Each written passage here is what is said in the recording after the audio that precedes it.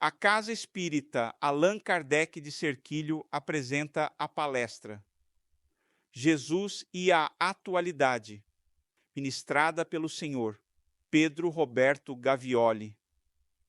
Que sejamos inspirados a buscar o conhecimento espiritual e a viver em harmonia com as leis divinas. Mais uma vez, boa noite a todos. Hoje nós vamos fazer um pouco diferente para as nossas reflexões. E nós vamos falar dentro do livro de Joana de Ângeles, Jesus e a Atualidade. E nós vamos falar de Jesus e o dever. Eu achei muito interessante, tinha preparado uma outra explanação, mas no momento oportuno eu mudei, falei, vou falar sobre isso, porque ele é para nós de alta reflexão. E por certo, diz Joana de Ângeles, que a maneira que nós temos inconscientemente, incontáveis são os indivíduos e muitas vezes nós mesmos que cremos sermos merecedores de tudo. Suponhamos que até o sol brilha porque eles existem para nós, só para nós, imaginando que o sol foi feito para nós e não para o outro, a fim de facultar-lhes a claridade, calor e vida.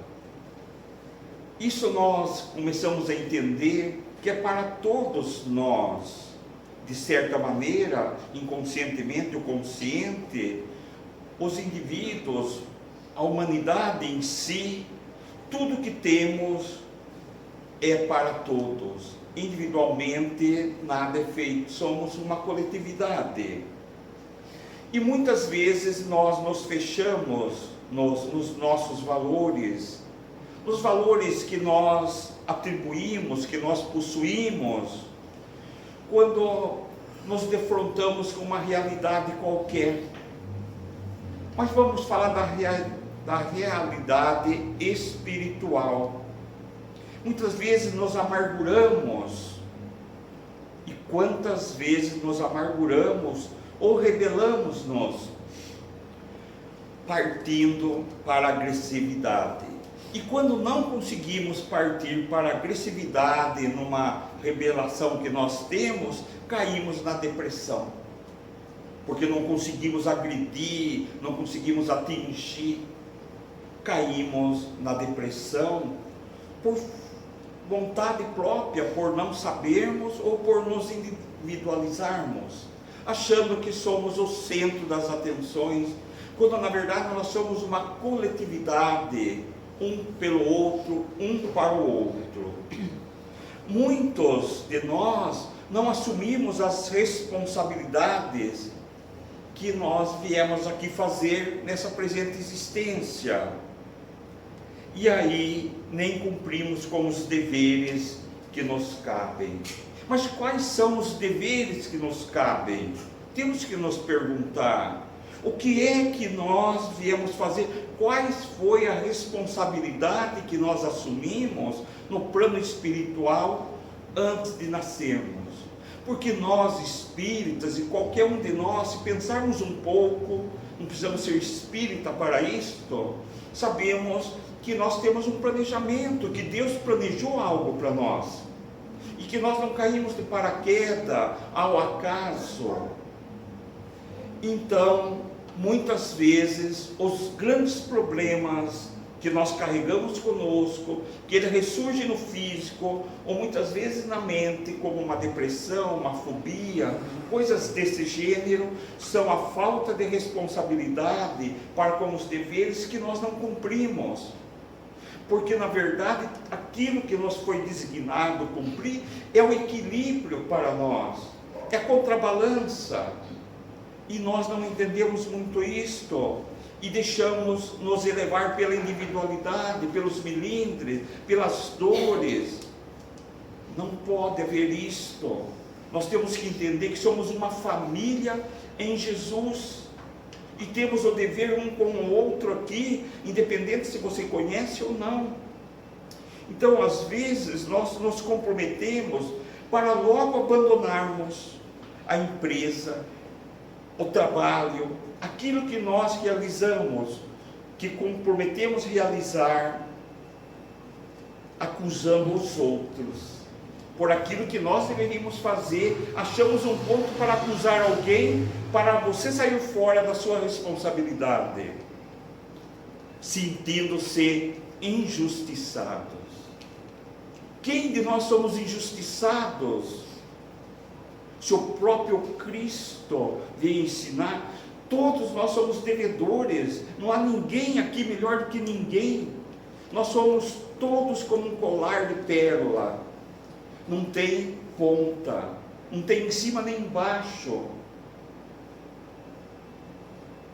Percebe? As pérolas, elas têm um tamanho um pouquinho maior ou menor, mas aí é mérito de cada um na busca dos seus valores, onde ele se dedica mais ou menos, mas isso não o faz maior ou menor, porque eles estão juntos para poder completar esse grande colar de pérola. Somos exigentes muitas vezes com a conduta alheia. Como nós exigimos a conduta alheia do outro, esquecendo e sendo benevolente com os nossos próprios erros. É muito fácil eu atingir o outro, mas eu sou benevolente comigo.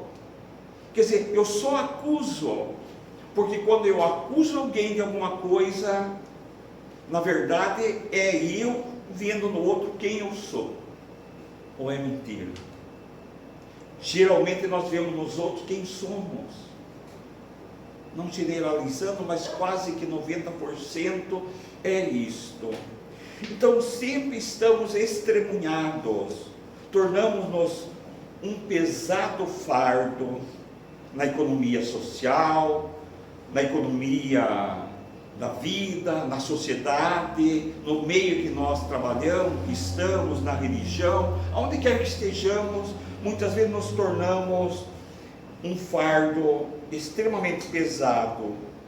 E aí nós criamos situações desagradáveis, por causa do nosso ego, do nosso egocentrismo.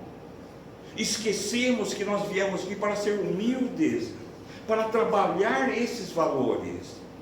Mas nós não somos humildes, nós ainda somos melindrosos, nós ainda sentimos inveja, nós ainda temos necessidade de status, mas nós já corrimos disso. Antigamente nós corríamos atrás disso, hoje nós corremos disso.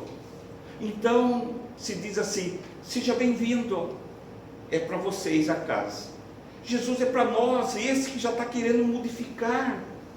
Porque senão ele não dizia: eu não sou pelos sãos, eu sou pelos doentes do corpo e da alma, e são meus preferidos. Aí a gente respira tranquilamente, porque nós sabemos que Jesus é por nós os doentes, doentes da alma, porque todas as nossas enfermidades estão aqui, no nosso pensamento, no nosso sentimento, das nossas inconformações, daquilo que eu não tenho e que o outro tem. Mas esquecemos de agradecer aquilo que temos e aquilo que já somos. E aquele que já é, para e olha a luta que ele já enfrentou para estar onde ele está. Quantas dificuldades, quantas tribulações. Olhem nossos pais, a luta que eles tiveram em tempos difíceis, que não é tanto quanto nós hoje, para nos criar. Ah, mas eles eram ignorantes, ruins. Tá, e o que eles tiveram? O que eles receberam? Tenho certeza que eles deram o melhor que eles tinham. E se não deram mais, é porque não tinham e não sabiam fazer. Então é fácil, muitas vezes, nós sermos fáceis e gentis, quando nós somos favorecidos. Ah, eu sou muito gentil, nossa, como o Pedro é legal. Claro, tudo está fazendo como eu gosto. Mas torno-me rude e ingrato quando não considerados como acredito que mereça eu ser tratado e eu ser acreditado. Olha só a psicologia de Joana de Ângeles, fazendo essa ponte com o Evangelho de Jesus, aqui nos leva a refletir. E muitas vezes sofremos, porque nós nos achamos que estamos sozinhos, que ninguém nos compreende, e na verdade nós temos que ter compreensão da vida, aceitação. E aí, afáveis no êxito, apresentamos-nos agressivos, muitas vezes nos esforços do outro. Como nós muitas vezes agimos com extrema agressividade, por ser contrário àquilo que nós somos, ou que não queremos que seja, ou queremos que seja como nós queremos. Então, ouvidam-se que a vida é um desafio à coragem. Para nós que estamos buscando o aprimoramento espiritual, que estamos aqui buscando cumprir os nossos deveres com Jesus, precisamos entender que é um desafio de coragem, de força, de determinação. Você tem que querer. E acreditem, teremos todas as forças contrárias, negativas, para te derrubar. E é aí que você se torna forte. Você precisa do ataque. Você precisa dessa força negativa, muitas vezes, tentando te inibi-lo, para ver se você está fortalecido naquilo que você quer. Se você tem a coragem que você está dizendo que tem. Então, há valores morais a que todos nós temos deveres impostergáveis. Temos deveres, nessa busca dos nossos valores morais. É isso que nós estamos vendo hoje. Os valores inverteram-se. A promiscuidade, a libertinagem, a falta de amor, a infidelidade, ninguém mais se vê, todo mundo vê com olhos de amor cupido, ninguém mais vê a irmã ou o irmão com olhos de irmão. Quando é que nós vamos começar a modificar isto? E aí, para conosco mesmo, para nós e para com os nossos irmãos terrestres, todos temos deveres, para com todos, independente da situação que eles estejam passando. E nenhum de nós temos o direito de fluir sem trabalhar. Nenhum de nós temos. E muitas vezes não trabalhamos, ainda tiramos quem trabalha. Olha a responsabilidade que nós temos, carregaremos isto. Se eu disser uma palavra errada aqui, e alguém desviar, eu tenho responsabilidade direta com essa pessoa. Eu preciso tomar muito cuidado com o que eu falo, com o que nós falamos. Muitas vezes estamos aí explorando o esforço de outro, sem fazer a nossa parte. Isso em todos os sentidos, na vida material, na vida espiritual, a nossa contribuição, a nossa parcela. E aí nós pensamos que o prêmio é a honra que se concede ao triunfador. E esse é o prêmio que se empenhou por consegui-lo, porque cada um de nós vai ter que empenhar-se na sua própria causa. O prêmio, o bem-estar, o conforto. Já viram aquela história da cadeira de balanço? Quando você já não consegue mais caminhar sozinho, você depende totalmente do outro, alguém te põe numa cadeira de balanço e você fica lá. Nessa cadeira de balanço, você está fazendo uma reflexão, reavaliação da sua vida toda. E quando você não cumpriu com seus deveres?